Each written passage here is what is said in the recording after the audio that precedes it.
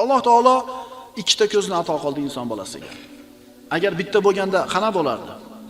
Atrofga bir baho berishlik qiyin bo'lar edi. Ikkita quloqni berdi. Agar bitta bo'lganda nima bo'lardi? Ana aytdik, bitta quloqingiz ishlamasa, ovoz qayerdan kelayotganini ajrata olmaysiz. Insonga miyani berdi va uni shunday bir joyga joyladiki, insonni jasadida eng mustahkam himoya qilingan joy mana shu miyani joyi. Eng mustahkam qo'rg'on mana shu miyani qo'rg'oni bo'ladi. Alloh taolo yana nimani berdi? Chiroyli qilib soch soqolni berdi.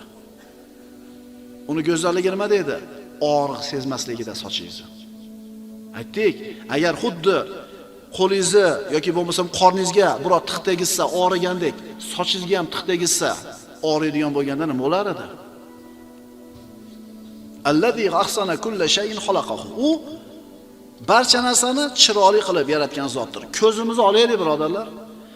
Jasadimizning hamma a'zosi sovuqni his qiladi, magar ko'z his qilmaydi.